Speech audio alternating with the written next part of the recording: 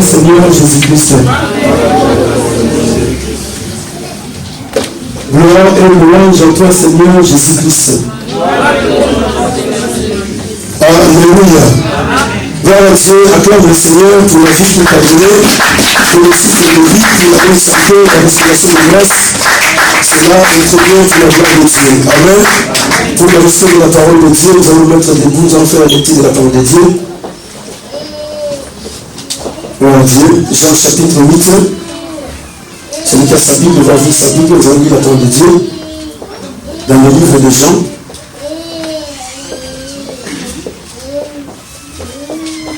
Jean chapitre 8.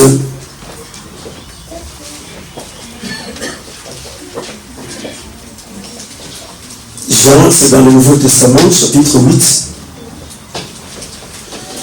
verset 28.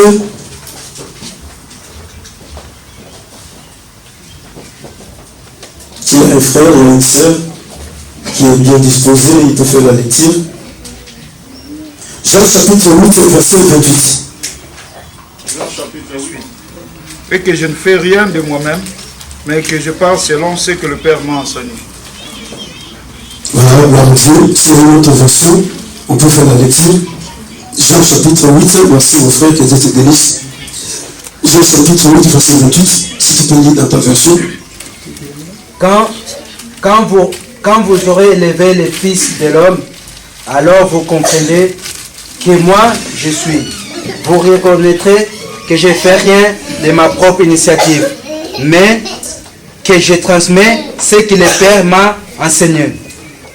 Parole du Seigneur. Amen. Parlez-vous ce soir. Parle avec amour, avec beaucoup de détermination. Je suis venu parce que je suis dans la présence de Dieu. Parle cela pour toi, ça va te faire du bien. Et le Saint-Esprit là pour accomplir cette parole. Alléluia. Je suis heureux parce que je suis dans la présence de Dieu. Je suis joyeux parce que je suis dans la présence de Dieu. La Bible dit la présence de Dieu nous sauve. La présence de Dieu, l'absence totale de l'ennemi Satan. La présence de Dieu nous libère. Voilà pourquoi David dit, vaut mieux un jour dans les parvis de Dieu que 1000 jours ailleurs. Alléluia. David désirait toujours être dans la présence de Dieu. Gloire à Dieu. Nous allons y aller de l'avant pour en fait que le Saint-Esprit puisse nous faire comprendre les choses. Amen. Donc l'avion va décoller, sois tranquille, sois calme, serre bien de sentir, parce que l'avion va décoller. Nous allons dans une destination, notre destination c'est le ciel. Alléluia. Nous allons quitter la terre pour aller au ciel. Parce que les informations que nous allons recevoir cet après-midi, ce sont les informations du ciel. Les informations de la terre, tu as suivi à la télé, on t'a parlé des avions qui ont fait des crashs, il y a des gens qui sont morts, il y a des gens qui sont malades, qui l'étaient. Ils voulaient savoir réellement si Jésus était le Fils de Dieu. Ils voulaient savoir si Jésus était Dieu. Ils voulaient savoir si c'est Jésus réellement qui était le Messie, le roi de Dieu. Et ils sont venus lui poser la question, qui est-il? Alléluia. Qui est-il? Depuis que tu as commencé à parler, tu parles de toi, tu parles du Père, tu parles. Mais nous, on connaît que toi, tu es le fils de Joseph. On connaît que tu es le fils de Marie. Et tes frères, derrière, tes sœurs sont là. Mais toi, tout le temps, tu nous dis, celui qui m'a vu a vu le Père. Celui qui m'écoute, écoute le Père. Mais qui est ton Père? Il y avait un problème sérieux entre Jésus et les Juifs. Un problème très très sérieux. Et Jésus, comme c'était un homme de parabole, un homme très sage et très intelligent, plus que tous les sages du monde, plus que tous les intelligents du monde, Jésus va leur dire, écoutez, j'ai beaucoup de choses à vous dire. Alléluia. Mais pour l'instant, je ne saurais pas vous le dire parce que vous ne me comprendrez pas. Car votre entendement est bloqué. C'est-à-dire que vous n'avez pas la compréhension des choses du ciel. Vous n'avez que la compréhension des choses terrestres. Alors quand vous comprenez très bien les choses de la terre, je ne saurais pas vous expliquer les choses du ciel. Mais je vais seulement vous dire quelque chose. Quand vous aurez élevé le Fils de l'homme, alors vous connaîtrez ce que c'est écrit dans ta Bible. Tu vas commencer à répondre de ce qui est écrit dans ta Bible. N'imagine rien. Amen. Parce que tout est écrit dans ta Ne réfléchis rien, regarde seulement ce qui est dans ta Bible, c'est tout, tu réponds tranquillement, calmement. Alléluia. Jésus leur dit, quand vous aurez élevé le Fils de l'homme, alors vous connaîtrez ce que je suis. Parce que vous voulez savoir qui je suis. Vous voulez savoir l'identité de Jésus. Voilà pourquoi, frère, nous sommes au temps où les hommes ont besoin de connaître l'identité de Jésus. Les 4 coins du monde entier ont besoin de connaître l'identité de Jésus.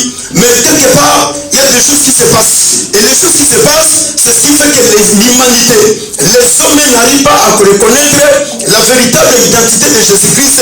Nous avons dit que nous avons un thème que le Saint-Esprit nous a accordé, que le Saint-Esprit nous a donné. Ce thème est intitulé « Vivre Jésus-Christ dans ta vie ». Alléluia. Vivre Jésus-Christ dans. Frère, Jésus n'est pas seulement un Jésus qui est prêché et il s'arrête à être prêché. Non. Jésus-Christ, on doit le vivre dans sa vie. Donc tu dois vivre Jésus-Christ dans ta vie.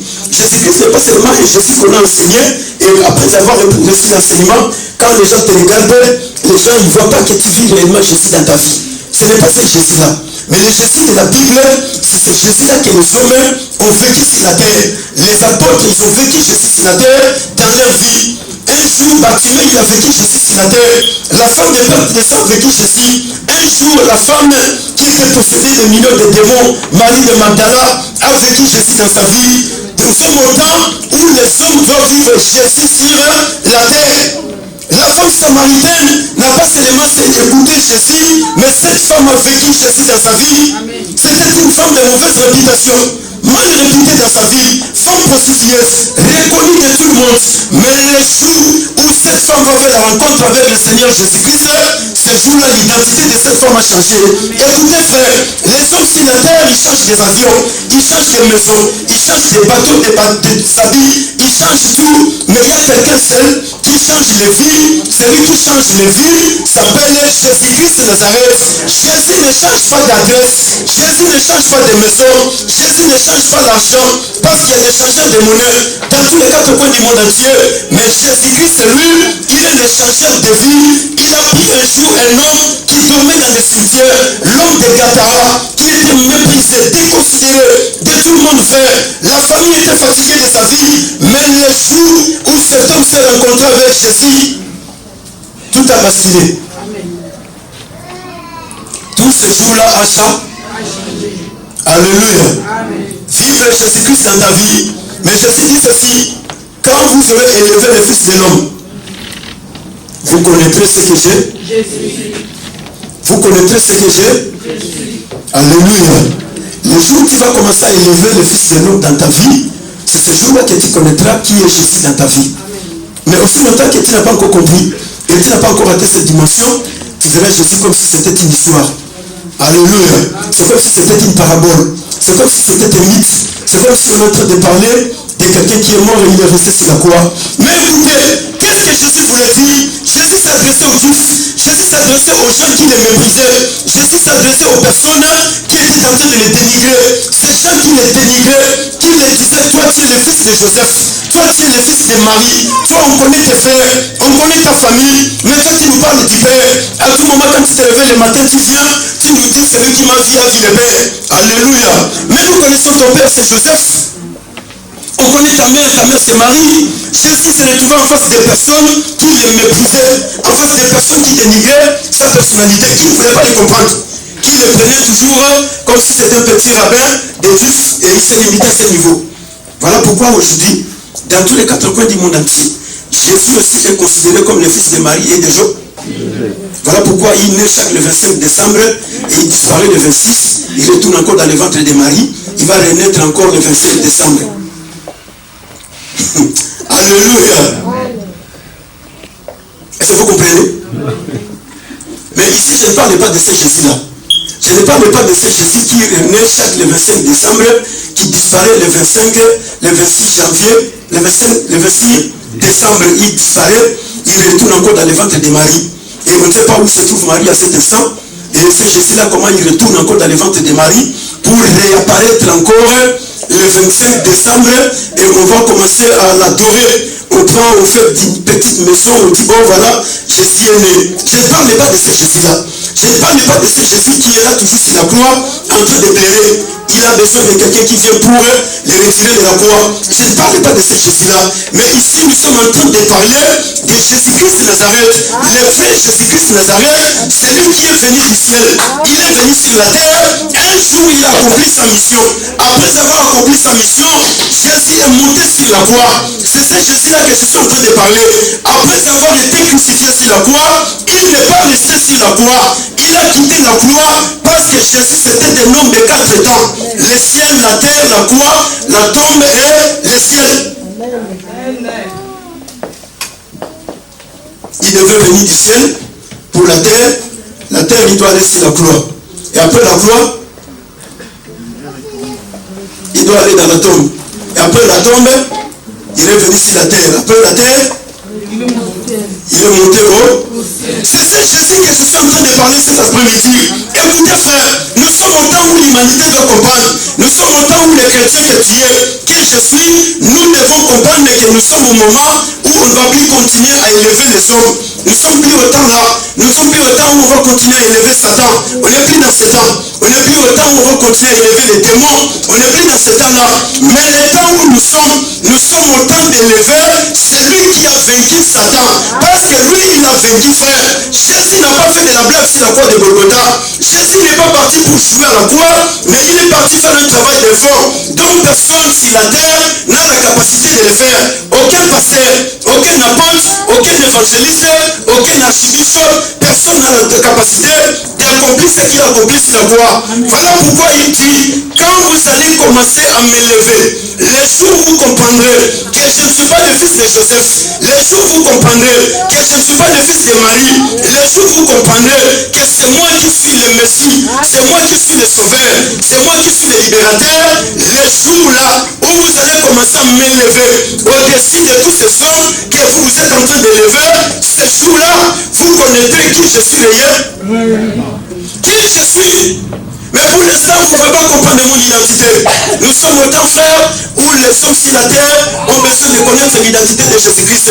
Toi-même, tu as besoin de connaître qui est Jésus pour toi. Mais tu ne comprendras pas cette identité si tu ne commences pas à élever Jésus-Christ. Voilà pourquoi nous avons chanté ici. Nous avons adoré Jésus. Nous l'avons loué. Jésus au ciel, il est dans la joie. Jésus, il est vraiment dans la réjouissance. Il est dans l'allégresse. Alors, cette allégresse-là ne doit pas s'arrêter seulement avec Jésus, mais cette allégresse doit être communiquée dans ta vie pour qu'enfin que toi tu puisses communiquer cela à d'autres personnes. Alléluia. Les jours où vous allez commencer à m'élever. Jésus parle du temps. Quand vous serez élevé le Fils de l'homme, il conjugue le verbe au futur. Il ne le conjugue pas au présent. Quand vous serez. Alléluia. Parce que Jésus savait qu'au présent vous êtes en train de me mépriser. Au présent, je suis considéré le fils de Joseph, considéré le fils de Marie. Au présent, vous êtes en train de me dénigrer. Vous ne croyez pas que je suis le fils de Dieu. Vous ne croyez pas que je viens de Dieu. Vous ne croyez pas. Ils ont refusé de croire au fils de Dieu. Ils ont refusé de croire que Jésus était réellement celui qui est venu du ciel. Ils ont refusé. Ils ont dit non, on connaît ta maternité. Là où Marie un jour t'avait mis au monde. Où est-ce que Jésus était né? Hein? Alléluia. On connaît le lieu de ta naissance. Alors toi tu viens nous parler que tu viens de Dieu. Mais qu'est-ce qui se passe dans ta tête? Mais Jésus leur dira, aujourd'hui vous ne saurez pas. Mais demain, quand vous allez commencer à m'élever, élever signifie quand vous allez commencer à m'adorer, quand vous allez commencer à m'exalter, quand vous allez commencer à me louer, quand vous allez commencer à me remercier, quand vous allez commencer à me célébrer, c'est à ce moment-là que vous connaîtrez réellement qui moi je suis. Mais aussi longtemps que vous allez continuer à élever Moïse, aussi longtemps que vous allez continuer à élever les prophètes, aussi longtemps que vous allez continuer à élever Élie, vous allez continuer à élever Jean-Baptiste, vous ne comprendrez pas qui réellement moi je suis. Vous resterez toujours dans l'obscurité, vous resterez toujours dans votre position. Mais écoutez frère, aujourd'hui l'humanité est dans les chaos. Pourquoi? Parce que les hommes sur la terre, au lieu d'élever celui qui mérite l'élévation, maintenant c'est d'élever les hommes sur la terre. L'église est dans le chaos. Pourquoi? Parce que l'église, au lieu d'élever celui qui est mort sur la croix, pour que l'église devienne église, mais l'église élève les hommes. On élève les archibishops, on pasteur. Ah, voilà, nous allons maintenant mettre la grande louange parce qu'il y a un grand apôtre qui entre. Alléluia. Mais ici, on t'a demandé d'adorer Jésus, tu n'arrives pas à l'adorer. Mais quand on te dit, mets-toi debout parce qu'il y a l'apôtre qui entre, et tu vas te mettre debout, hein. Tu vas commencer à étendre les pannes. Les femmes, ils vont mettre des pannes pour qu'afin que l'apôtre puisse piétiner sur ses pannes. Mais on te demande d'adorer Jésus. Alléluia. On te demande d'adorer Jésus. Mais tu attends les grands apôtres, tu attends l'archibishop, tu attends l'archevêque. Quand l'archevêque va commencer à entrer, on te dit, ah, maintenant mettons-nous debout. Qu'est-ce qui se passe? Ah, il y a l'archibishop qui entre. Ah, quand quelqu'un arrive et il regarde, mais ici dans cette église, il n'y a pas de pasteur, il n'y a pas des apôtres, il n'y a pas des archibishops. Parce que tous les apôtres, tous les grands pasteurs du monde, tous les grands archibishops, ils doivent se mettre devant là-bas pour que tout le monde les voie, n'est-ce pas? Alors quand on arrive ici, on se dit, ah, ici il n'y a pas de pasteurs, il n'y a pas des apôtres. Tout ça pourquoi? Parce que les hommes veulent élever les hommes. Mais Jésus dira, les jours, les temps, les moments où vous aurez élevé le Fils de l'homme, ce temps-là, vous connaîtrez qui je suis. Mais aussi longtemps que vous allez continuer à élever les hommes, vous ne comprendrez jamais qui je suis. Aussi longtemps que vous allez continuer à élever vos pasteurs, vous ne comprendrez pas qui je suis. Aussi longtemps que vous allez continuer à élever les apôtres, les hommes qui ont des titres refrains, qui ont des titres grossiers, mais ces titres ne sauvent pas, ces titres ne délivrent pas, ces titres ne vont rien dans les vies des gens. Mais écoutez, nous sommes au temps où toi et moi, comme étant église, les rachetés dont Jésus-Christ a racheté, nous devons élever non celui dont nous avons vu avec nos deux yeux, mais celui qui a fait de nous ce que nous sommes devenus aujourd'hui. Qu'est-ce que nous sommes devenus? Nous sommes devenus le fils de vie de Dieu. C'est par le biais de Jésus-Christ que nous sommes devenus le fils de Dieu. C'est par son biais que nous sommes entrés dans le royaume. Frère, si tu veux vivre la gloire de Dieu sur la terre, le temps est arrivé. Arrête d'élever les problèmes. Parce qu'il y a des fois tu es là en train de pleurer, il y a les rames qui coulent dans tes yeux. Pourquoi? Parce que tu élèves tes problèmes. Moi vraiment. Et puis il y a des frères et sœurs en Christ qui se disent, moi, Makila Libata. Bana na mokilo, bana pe na dimira Yesu. Vie na ngai changera te, Makila Libata va se la honte boudete. C'est ça non? Alléluia. Hein? C'est ce qu'on disait à Kinshasa, non? Je ne sais pas si c'est moi qui ai oublié. C'est ça, oui ou non? Hein? C'est ce qu'on disait, non? Aidez-moi. Je veux savoir si c'est ça ou pas. Peut-être que j'ai mal parlé, donc je veux savoir. Parce que tout le monde est en train de me regarder comme si j'ai vraiment pas bien parlé. C'est ça, oui ou non? Nous avons le sang des canards. C'est le sang de la manne. Même avec Jésus-Christ, c'était le sang de la malchance.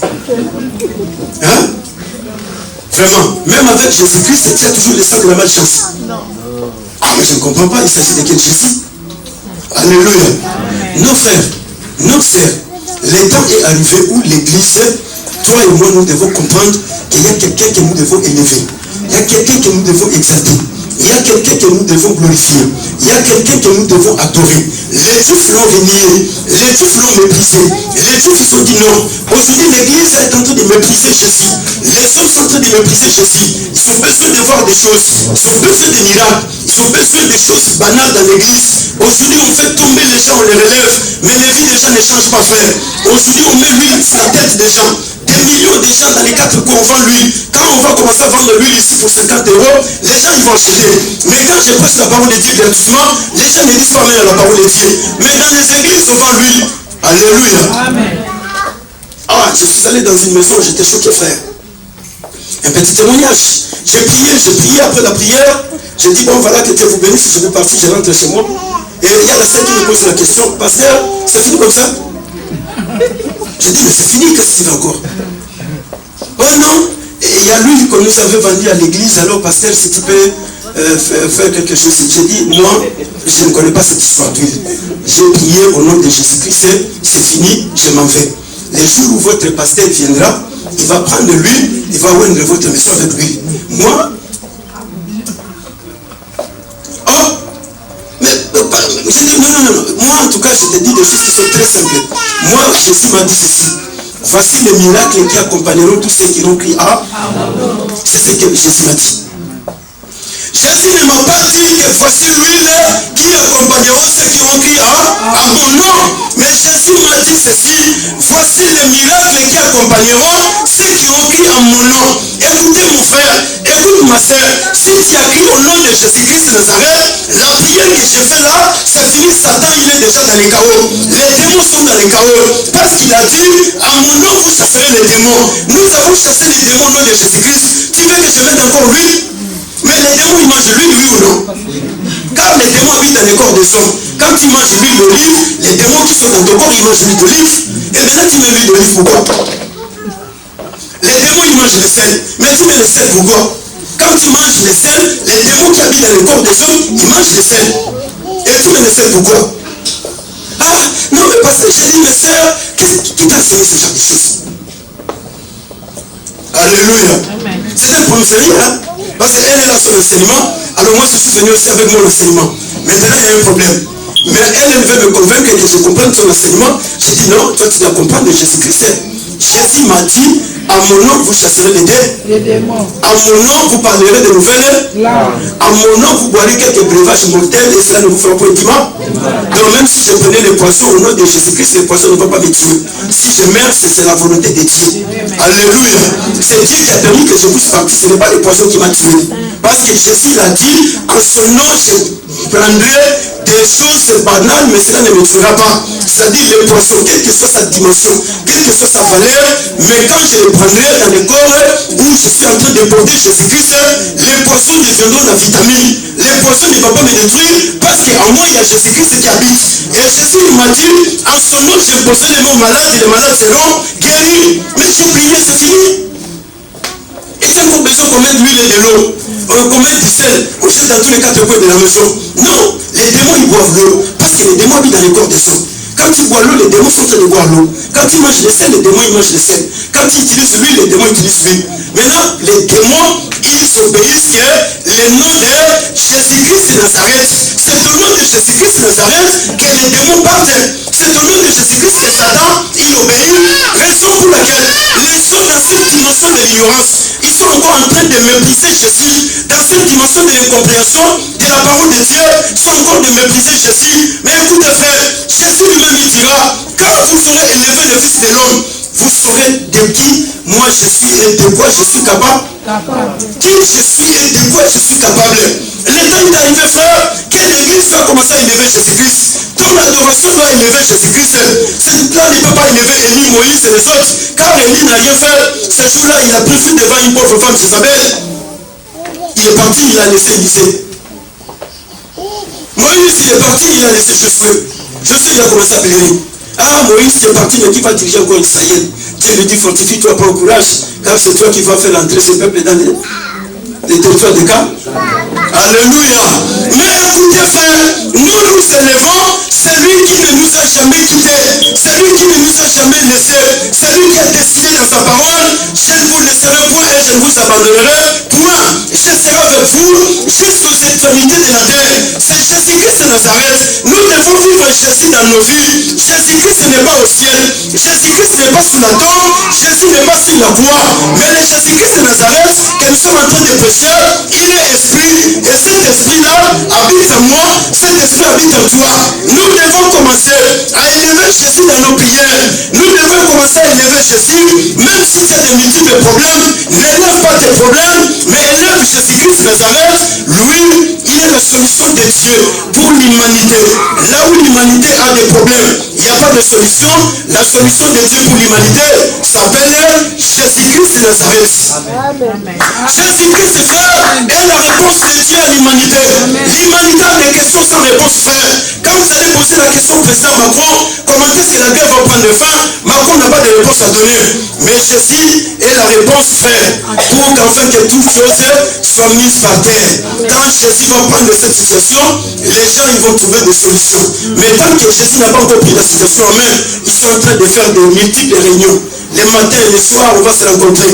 Mais il n'y a pas de solution. Mais écoutez frère, Jésus-Christ est la réponse de Dieu pour toutes les familles de la terre, de tout âge et de toutes les générations. Là où il y a des problèmes sans solution, Jésus-Christ est la solution. Là où il y a des questions sans réponse, Jésus-Christ est la réponse. Là où il y a des situations compliquées, Jésus-Christ de Nazareth, lui il a dit, quand vous allez commencer à m'élever, n'élève pas Satan frère. Satan il a été déjà vaincu parce que Jésus l'a vaincu sur la croix. Ce que Jésus a fait sur la croix, personne d'autre ne pourra le faire pour toi. Personne d'autre ne pourra le faire pour les familles du monde. Personne ne le fera pour moi. Personne ne le fera pour l'église. Mais le problème, tu dois commencer à élever Jésus-Christ. Élever, c'est exalter quelqu'un dans une dimension très élevée, dans la dimension supérieure. C'est-à-dire voir la personne qu'il est supérieur. Même si je suis malade, mais lui il est supérieur par rapport à la maladie qui est dans mon corps. Au lieu que j'élève la maladie, je commence à élever celui qui est la guérison de la maladie qui est dans mon corps. Amen, amen. Je commence à élever Jésus. Je n'élève pas la maladie, mais je dis toi maladie, tu dois comprendre qu'il y a quelqu'un qui t'a déjà vaincu. Celui qui t'a vaincu s'appelle Jésus-Christ de Nazareth. Alors tu ne me feras rien. Parce que la Bible dit, c'est par le médecine de Jésus-Christ que moi je suis guéri.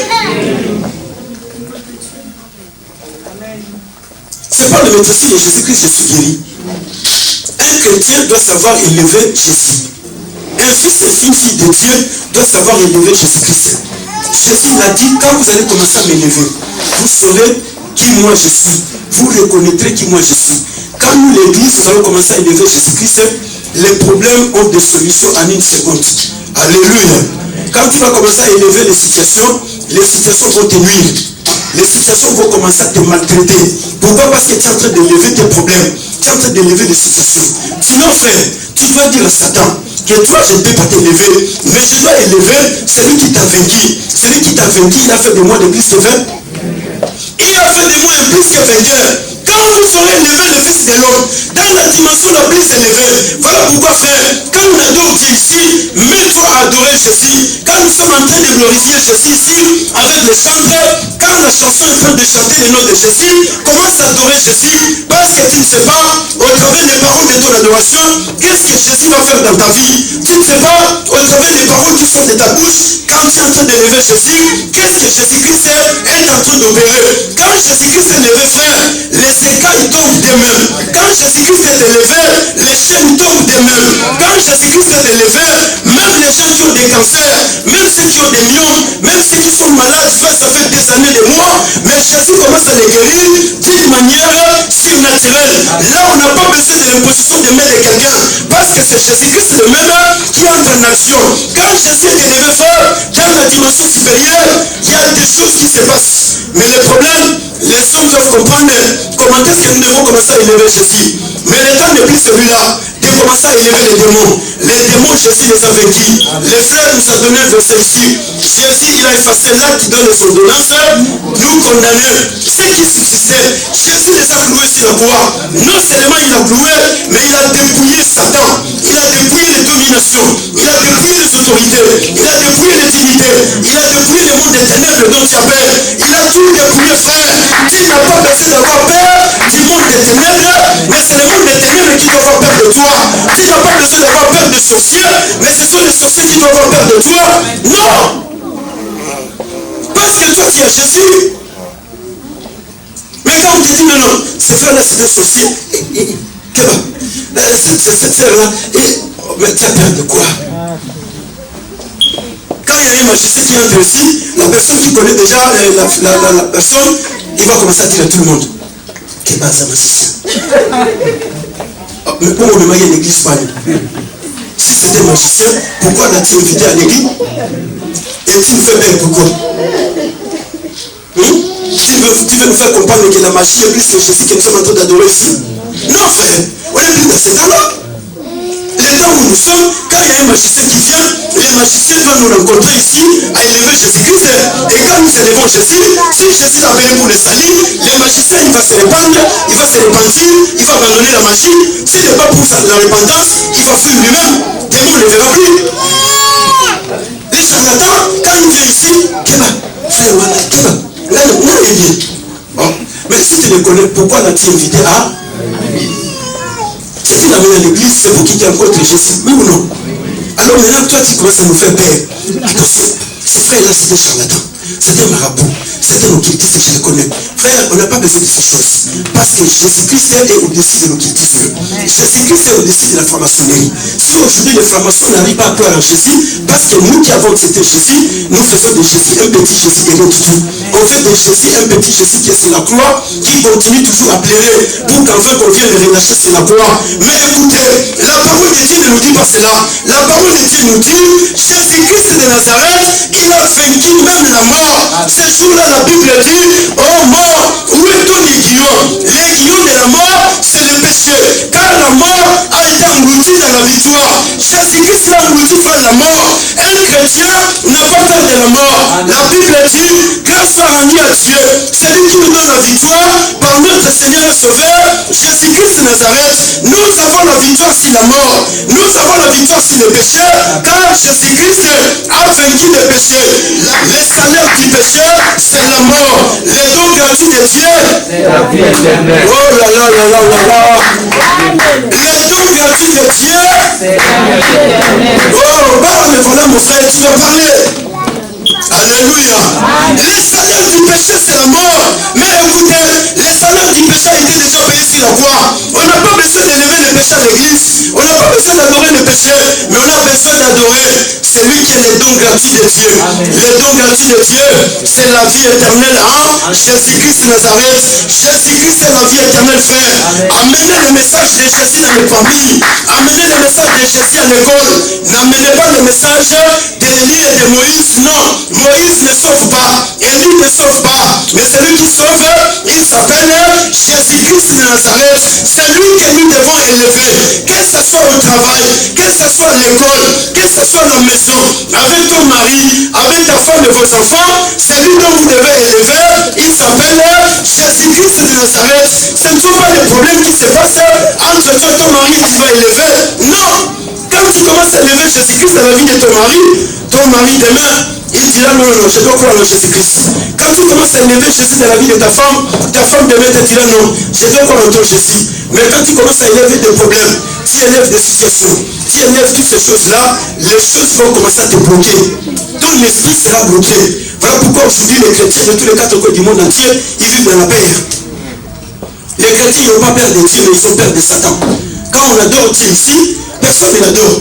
Mais quand je vais dire maintenant, mettons-nous debout, nous allons chasser les démons. Même celui qui dormait, il va se réveiller. Alléluia. Même celui qui était en train de dormir, il va se réveiller. Pourquoi? Parce que nous sommes en train de chasser ça. Alléluia. Vous me comprenez? Amen. Même celui qui est en train de dormir, il va se réveiller. Parce que nous sommes en train de chasser ça. Mais quand on dit adore Dieu, alors, il y a des choses qui commencent à couper les gens. Dans l'adoration, hein? Adore Dieu. Ah, Dieu. Oh. Adore Dieu. L'autre prend son miroir qui est sur son téléphone, il commence à regarder ses cheveux. Ah. Alléluia. Adore Dieu. Viens, apporte-moi le chien. Dans la présence de Dieu, on te demande d'adorer Dieu. Mais maintenant, quand on dit nous allons chasser Satan, même les chines là, personne ne va les demander. Même les ongles là, personne ne va les couper. Même les cheveux là, personne ne va regarder les miroirs. Pourquoi? Parce que tout le monde a peur de ça. Tout le monde a peur de ça. Jean chapitre 12. Jean chapitre 12. Alléluia. Jean chapitre 12. Jean chapitre 12, verset 34 à 32. Jean chapitre 12, verset 34, la parole. Amen. Jésus dit, ce n'est pas à cause de moi que cette voix s'est fait. Jésus dit, ce n'est pas à cause de moi que cette voix s'est fait entendre. C'est à cause de vous. C'est à cause de vous. Maintenant a lieu le jugement de ce monde. Maintenant a lieu le jugement de ce monde. Maintenant le prince de ce monde sera jeté Maintenant, le prince de ce monde sera jeté dehors. Et moi, quand j'aurai été élevé Et moi, quand j'aurai été élevé de la terre, de la terre, j'attirerai tous les hommes j'attirerai tous les hommes. Je ferai quoi? Attends-toi. Verset 33. Oui. En parlant ainsi, En parlant ainsi, il indiquait de quelle mort il devait mourir. il indiquait de quelle mort il devrait mourir. Alléluia. Si tu peux répéter la lecture, frère. Jean chapitre 12, verset 30. Oui. Jésus dit, Jésus dit, ce n'est pas à cause de moi, ce n'est pas à cause de moi que la voix se fait entendre. c'est à cause de vous. C'est à cause de vous. Maintenant a lieu le jugement Maintenant a lieu le jugement de ce monde. Maintenant le prince de ce monde sera Maintenant le prince de ce monde sera jeté dehors. et moi, Oh là là là là, suivez bien la lecture. Maintenant le prince de ce monde sera jeté où? quand j'aurai été élevé de la terre, Écoutez bien ce que Jésus dit. Et moi quand j'aurai quoi? j'aurai été élevé de la terre, Moi quand j'aurai été élevé de la terre, j'attirerai tous les hommes j'attirerai tous les hommes à moi. en parlant ainsi. En parlant ainsi, Il indiquait de quelle mort il devait mourir. il indiquait de quelle mort il devait mourir. Alléluia. Jésus va parler, il continue toujours à parler aux Juifs qui étaient là en train de le mépriser. Jésus leur dit, cette fois-là ne s'est pas fait entendre pour moi, mais c'est à cause de votre incrédulité, c'est à cause de votre doute, c'est à cause de tout ce que vous êtes en train de faire, c'est comme ça que vous avez écouté cette voix parler. Mais écoutez une seule chose, Jésus va continuer à parler pour leur dire, maintenant là où nous sommes, au moment où je suis en train de vous parler, le prince de ce monde est déjà jugé. Alléluia. Le prince des ténèbres de ce monde est déjà jugé. Et non seulement il est jugé, mais Jésus dit, le prince de ce monde est jeté dehors. Il est jeté dehors.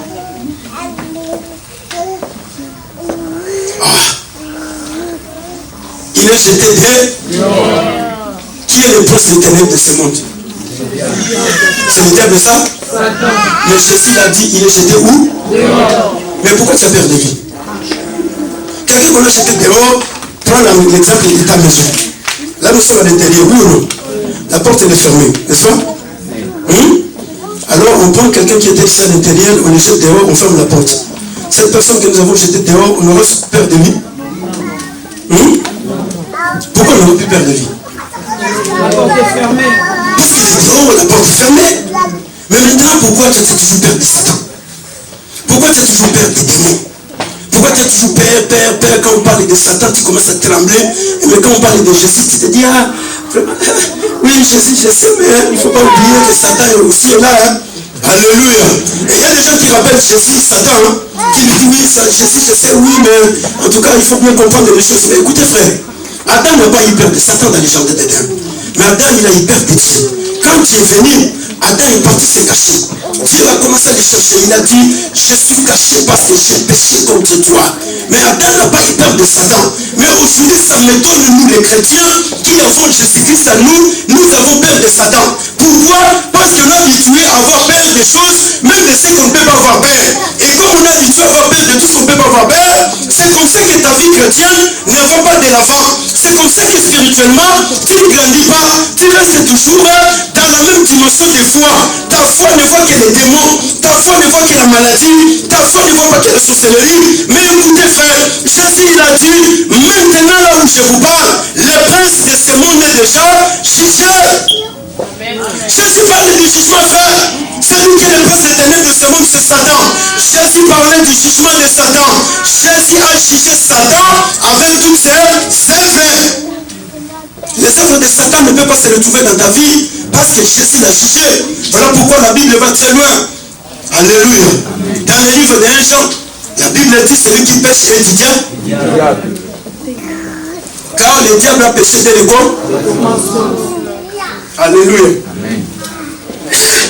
Le diable a péché dès le corps. Mais le Fils de Dieu est apparu enfin pour détruire les œuvres du diable. Voilà la raison de l'apparition de Jésus-Christ sur la terre.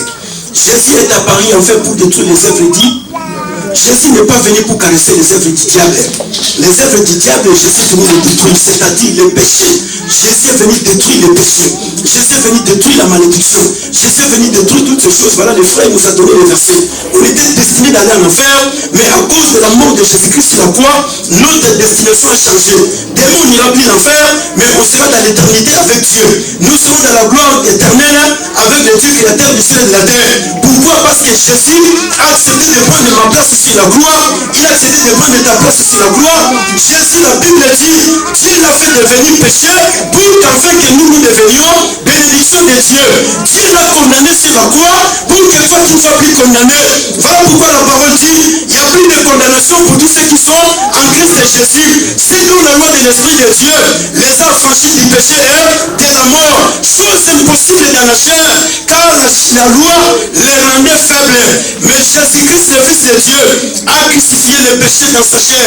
Écoutez frère, le prix du péché a été payé dans la chair d'un homme. Le prix du péché a été payé dans le corps d'un homme. Ce corps-là, c'est le corps de Jésus-Christ de Nazareth. Il a détruit le péché sur la croix. Il a détruit les œuvres du diable sur la croix.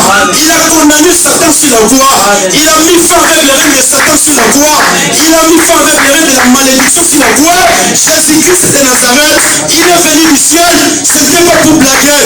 La Bible dit, il a récupéré même la clé de ce jour de mort et la clé de la mort dans les mains de celui qui le détenait. Celui qui le détenait, il s'appelait Satan le diable.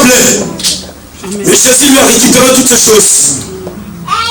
Et cet homme, comment va-t-il adorer? Cet homme, comment va-t-il le servir? Cet homme, comment va-t-il le louer? Cet homme, comment va-t-il s'approcher de lui? Il est venu sur la terre, non pour faire de la blague, mais il a dit ce jour-là, les princes de Jésus. Mais comment ça, il élevé Jésus? Les apôtres, ils ont élevé Jésus, frère. Même les paralytiques qui étaient devant la porte, plus de 40 ans, à la porte du temple d'Abel. Mais Pierre l'a regardé seulement. Pierre lui dit, je n'ai ni or ni a. C'est que j'ai jeté. Au nom de Jésus, lève-toi et. C'était seulement le nom de Jésus. Il a marché. Pierre ne lui a pas oublié. Pierre n'a pas lavé cet homme avec l'eau. Mais vous savez tout, aujourd'hui on prend de l'eau, on commence à laver déjà. Et puis les gens sont contents. Hein? Les gens sont très contents quand on les lave avec de l'eau. Et surtout les sœurs. Ah, il y a le lavage à l'église. Bon, l'apôtre qui te lave, il est ton mari? Non, mais permettez-moi de vous poser des questions, non? Parfois ça énerve, hein? Oui, ça énerve mon bout tout même. Si ton mari te demandait de te laver, tu vas mais tu vas chez l'apôtre pour que l'apôtre te lave, il est qui pour toi? Dis-moi, ça c'est rien. Tu vas chez les prophètes. Bon, les prophètes, il a dit, aujourd'hui on va nous laver. Tu achètes des savons, des essuie-mains, tu viens. Et chez l'évangéliste international, et chez l'archbishop, moi je dis, aujourd'hui on va nous laver. Surtout nous les sœurs, aujourd'hui nous serons lavés. Mais quand tu rentres chez toi, ton mari te dit, non viens, chérie, aujourd'hui moi je vais te laver parce que je suis très content. En tout cas, viens. Non, dis-moi le nom, là, tu te les mots là, ce n'est pas dans mon corps. Moi, mon corps ne peut pas les toucher. Donc, ton mari a des démons et l'apôtre qui t'a lavé là-bas, lui, il est saint. Hein? Les prophètes, lui, est saint et ton mari a des démons. Mais ça, c'est rien, non? Nous, où allons-nous? Alléluia. Amen. Où allons-nous? Tout droit haut.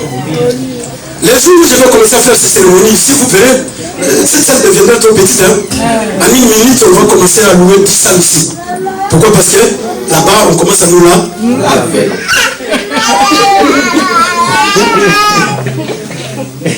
Yes. Les jours où je vais commencer à faire ces choses, rappelle-moi cette prédication d'aujourd'hui.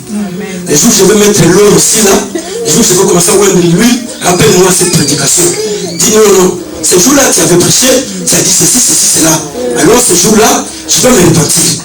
Parce que ce ne sont pas des choses qui sont publiques. Cela n'est pas dans la parole de Dieu. Jésus ne nous a pas demandé de laver les pieds des gens. Jésus, il a donné un simple exemple aux apôtres. Il a dit, celui qui n'est pas en communion avec moi ne sera pas avec moi. Je vous donne un exemple seulement de vous laver les pieds. Mais cela n'est pas une doctrine de l'église ou Bible, Jésus a lavé les pieds des apôtres. Non, le lavage des pieds, c'était l'expression de l'amour de Jésus pour montrer que je vous aime. Et les pieds, c'est là où il y a la saleté. Je suis en train de vous enlever la saleté. Pierre va encore très loin. Il lui dit, non Seigneur, non seulement les pieds, mais lave-moi tous les corps. Jésus lui dit, tu n'as pas bien compris. Mais les jours où je ne serai pas là, le Saint-Esprit te fera comprendre ces choses et tu vas les appliquer. Le lavage des pieds aujourd'hui, frère, c'est cette parole qui est en train de sortir, Amen. qui lave les pieds des hommes. C'est la parole de Dieu qui enlève la saleté dans nos vies. La Bible dit, vous êtes déjà purs à cause de la parole que je vous ai annoncée. C'est la parole de Dieu qui nous lave, frère, de la saleté du péché. C'est la parole de Dieu qui nous lave de tout ce qui a de l'impureté. C'est la parole de Dieu. Ce n'est pas l'eau avec le savon. Je vais te laver les pieds aujourd'hui. Et demain, quand tu vas sortir là-bas, tu vas faire quoi? Tu vas continuer à piétiner la saleté, oui ou non? Oui. Mais Jésus dit ceci. Quand moi je serai élevé, j'attirerai tous les hommes vers moi. J'attirerai tous les hommes vers moi. Quand moi je serai élevé, alléluia. Quand nous allons commencer à élever Jésus, frère, Jésus va attirer l'humanité vers lui. Quand nous allons commencer à élever Jésus dans nos caractères, dans nos comportements, dans nos langages, même les hommes les plus incrédules du monde, ils vont croire en Jésus-Christ de Nazareth. Quand nous allons commencer à élever Jésus dans notre façon de faire les choses sur la terre, parce que Jésus doit être élevé dans toutes les dimensions. Jésus ne peut pas être seulement élevé à l'église, là nous sommes tous des saints. Quand nous allons sortir d'ici, quand je me rencontre avec la sœur à la gare du Nord, je ne peux pas les regarder devant. Parce que la façon dont la sœur s'est habillée, tu te poses la question, mais c'est un chrétien ou c'est pas une chrétienne? Non, non, non, non. Jésus doit être élevé partout où nous sommes. Dans notre façon de s'habiller, Jésus doit être élevé. Dans notre façon de parler, Jésus doit être élevé. Dans notre façon de faire les choses, Jésus doit être élevé. Jésus n'est pas seulement élevé ici. Dans ta maison, Jésus doit être élevé.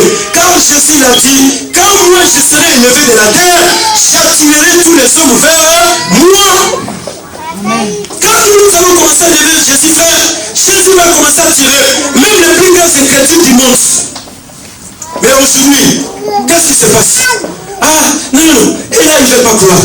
Ah, là, là, là. Non, non, frère, ce n'est pas parce qu'il ne veut pas croire. C'est parce que nous n'avons pas encore atteint le niveau d'élever Jésus. Et comme nous n'avons pas encore atteint ce niveau, c'est comme ça que nous sommes en train d'accuser certaines personnes qui sont des incrédules. Mais quand nous allons commencer à élever Jésus, nous allons vivre Jésus, et les gens qui sont tout autour de nous, ils vont vivre Jésus-Christ dans leur vie. Jésus-Christ doit être élevé. Il a dit, j'attirerai les hommes vers moi. Et la Bible dit, quand il parlait de cela, il voulait simplement signifier de quel genre de mort qui devrait mourir. Je veux mourir sur la croix, mais je ne veux pas mourir pour faire de la blague. Je veux mourir parce que je dois mettre Satan par terre. Je veux mourir parce que je vais calciner les œuvres du diable, mais je ne veux pas mourir pour faire plaisir à Satan. Jésus n'est pas monté sur la croix, frère, pour faire plaisir aux démons, mais Jésus est monté sur la croix pour accomplir la volonté de Dieu, le Père. Alléluia. Amen. Voilà pourquoi quand nous, cette église, nous allons commencer à élever Jésus dans notre dimension, dans nos prières, dans notre adoration, dans nos louanges, dans nos danses, dans tout ce que nous allons faire, frère, l'évangélisation sera très facile dans cette ville. L'évangélisation sera très facile dans ta famille. L'évangélisation sera très facile. Mais aujourd'hui, quand tu te présentes, des fois quand les gens te regardent, ils te disent, mais tu es vraiment un chrétien? Tu es chrétien? Et un chrétien qui parle, sa parole, c'est comme une gilette. Quand ça coupe, c'est fini. Quoi? Les sangs commencent à trembler. Vous savez quand on te coupe avec la gilette, hein? Ça fait comment? Hein? Prends la gilette, coupe-toi dans le corps. Ça fait comment? Maintenant, nous, les chrétiens, quand nous donnons des paroles et des réponses qui sont compliquées à nos maris et à nos femmes, à nos frères et à nos sœurs, ça fait quoi? Et comment allons-nous ramener ces gens à croire en notre Jésus? Parce que dans nos langages, nous n'élevons pas Jésus. Dans notre comportement, nous n'élevons pas Jésus. Comment allons-nous faire pour que ces gens croient en notre Jésus? Jésus est trop clair. Quand moi je serai élevé de la terre, j'attirerai tous les hommes vers. C'est Jésus qui a dit, c'est pas moi. Hein. Ce n'est pas Pierre, ce n'est pas Jean, ce n'est pas André, ce n'est pas Matthieu, mais c'est Jésus-Christ qui parle. Quand quand nous allons commencer à élever Jésus, frère, l'église va de l'avant. L'église va prospérer. Mais quand nous n'élevons pas Jésus, nous élevons des discordes, nous élevons des problèmes, nous élevons des conflits, nous élevons, tu ne vois pas celui-là comment il m'a regardé, tu ne vois pas celui-là comment il m'avait piétiné ce jour-là à l'église, tu ne vois pas ce jour-là comment il a fait les choses. Frère, comment est-ce que nous allons avancer? Parce que ce n'est pas Jésus qui est élevé dans nos problèmes, dans nos caractères, mais ce sont ces situations. Celui-là, il m'avait piétiné ce jour-là. Celui-là, il m'avait regardé comme ça. Ce jour-là, il m'avait domolé. Alors c'est comme ça que moi, en tout cas... Alléluia. Amen. Mais ce n'est pas ce que Jésus vous a demandé de faire, non? Jésus vous a demandé de faire cela? Non. Jésus vous a demandé de faire quoi? De l'élever? Même dans tes exhortations, tu dois élever Jésus. Ah frère, pourquoi tu ne vas pas à l'église? Ah non, mais ce jour-là, l'église, il y a tel frère qui m'avait piétiné. Voilà pourquoi je ne vais pas à l'église, mais non. Ah, ce jour-là, parce que, ce jour-là, parce que. Il y a beaucoup de gens qui sont bloqués dans leur maison. Hein. Quand vous allez aujourd'hui dans tous les 4 coins du monde entier, la plus grande église, ce n'est pas l'église de Mondichi. Mais la plus grande église, c'est l'église des maisons. Tout le monde est rentré à la maison. Quand tu vas leur poser la question, c'est pourquoi? Parce que les pasteurs sont en train de commettre des bêtises. Les apôtres, l'apôtre tel a pris la femme de tel. L'évangéliste tel, il a fait ceci. Et tout le monde est rentré à la maison. Quand nous allons aller dans les maisons, nous allons retrouver la plus grande église du monde dans les maisons. Des millions de chrétiens sont rentrés à la maison. Ils sont bloqués dans leur maison. Ils ne veulent pas venir à l'église. Ils ne veulent pas continuer à adorer Jésus. Pourquoi? Parce qu'ils sont en train d'élever les caractères des pasteurs. Ils sont en train d'élever le comportement des pasteurs. Ils sont en train d'élever le comportement des chantres. Ils sont en train d'élever. Frère, si tu continues à élever le comportement des pasteurs, tu n'entreras pas dans le royaume des cieux. Parce que je suis un être humain, je finirai un jour à commettre sur Ibakou. Mais celui-là, commettre sur Ibakou, c'est ça, Jésus-Christ. Jésus, lui, il ne le fera pas parce que lui, il est saint, lui, il est parfait, lui, il est pur. Mais l'apôtre n'est pas saint, le pasteur n'est pas pur. Je suis un pur, je suis un homme. Voilà pourquoi même Paul, le plus grand apôtre, il dira, nul n'est pas parfait. Mais à cause d'élever le comportement des pasteurs, d'élever le comportement des apôtres, des prophètes, les gens sont rentrés à la maison. Mais ils ont oublié qu'il y a quelqu'un qui a payé le prix pour eux. Celui qui a payé le prix, il s'appelle Jésus-Christ de Nazareth. Aucun pasteur frère n'aime aussi la voix pour une personne. Aucun apôtre frère, aucun évangéliste ma soeur, aucun archibishop. Mais celui qui aime aussi la voix, il s'appelle Jésus-Christ de Nazareth. C'est Jésus seul qui a donné sa vie pour que moi je sois devenu chrétien, pour que tu deviennes chrétienne. C'est-à-dire, les libakou de ton frère, les libakou de ta soeur ne peut pas te faire retourner en arrière, mais cela va te donner encore la force de continuer la marche à aimer Jésus-Christ. Parce que tu sais que celui que je dois élever s'appelle Jésus-Christ de Nazareth. Je ne peux pas élever le caractère de mon frère, je ne peux pas élever le caractère de mon mari. Amen. Et ceux qui diront non, moi je n'ai pas personne qui m'existe. Moi si je n'ai pas mon question église. C'est mon mari qui m'empêche de ne pas aller à l'église. C'est ma femme qui m'empêche. C'est mon frère, non frère. Personne ne peut empêcher personne pour aller servir son Dieu. Si on reconnaît réellement que celui que je dois élever, il s'appelle Jésus-Christ de Nazareth, personne ne peut m'empêcher. Mais s'il y a des empêchements, c'est parce que je veux moi-même que je sois empêché. Voilà. Mais si j'arrive au niveau de commencer à élever Jésus-Christ, frère, même s'il y a quelqu'un qui me piétine, je vais continuer à marcher de l'avant. Anne a été insulté par sa rivale. Mais qu'est-ce que la Bible nous dit? Pendant que sa rivale l'insultait, Anne était toujours dans l'état. Elle était où? Pendant que sa rivale l'insultait, Anne était où? Dans les... Elle a refusé d'élever le comportement de sa rivale. Parce que si je lui donnais trop de valeur, elle va prendre l'autorité sur moi. Et pour qu'elle ne prenne pas l'autorité sur moi, je ne lui donne pas trop de valeur. Mais je donne la valeur à celui qui est capable d'enlever la stabilité dans mon corps. Celui qui est capable s'appelle Yahvé. Anne était toujours dans les temples. Mais nous aujourd'hui, quand il y a quelques bousculades, ah non, non, non. Parce qu'on continue à élever les caractères et les comportements des gens. Et on donne la valeur. On donne beaucoup de considération à toutes les choses. Mais écoutez, nous sommes au temps où nous devons comprendre que celui que nous devons élever, il s'appelle Jésus-Christ de Nazareth. Jésus-Christ n'est pas au ciel, mais Jésus-Christ est là où toi. Tu dois le vivre. Paul dit, si je vis, ce n'est pas moi qui vis, mais c'est Christ qui vit en moi. Si je vis, ce n'est pas moi qui, mais c'est Christ qui vit en moi. Tu dois vivre Jésus-Christ de Nazareth. Nazareth. Parce que Jésus est l'amour de Dieu exprimé pour l'humanité. Jésus est l'amour de Dieu manifesté, frère. Jésus est la compassion. Jésus c'est lui la guérison. Jésus c'est lui le miracle de Dieu pour l'humanité. Jésus c'est lui la joie et la gloire de Dieu pour le salut des hommes. Il n'est pas au ciel. Jésus habite en toi. Il n'est pas sous la tombe. Jésus habite en toi. Et s'il habite en toi, tu dois le vivre ici sur cette terre de vivant. Et tu dois faire vivre les autres. Jésus qui habite en toi. Amen. Amen. Tu dois faire vivre aux gens Jésus qui habite en toi. Amen. Que Dieu nous bénisse au nom de Jésus-Christ. Voilà le temps de Dieu. Mettez-vous debout. Nous allons demander au Saint-Esprit de nous aider à vivre Jésus sur cette terre de vivant. Dis au Saint-Esprit, aide-moi parce que je veux vivre Jésus-Christ sur cette terre. Et là où il y avait des choses qui m'empêchaient pour ne pas vivre Jésus-Christ sur la terre, aide-moi. Parce que lui, il est là pour t'aider. La Bible dit, le Saint-Esprit vous aidera. Commence à prier, demande l'aide au Seigneur, demande l'aide au Saint-Esprit de t'aider à vivre pleinement Jésus-Christ sur la terre, à élever pleinement Jésus-Christ dans tout ce que tu vas faire sur cette terre de vivant. Prions dans le nom puissant de Jésus-Christ Nazareth.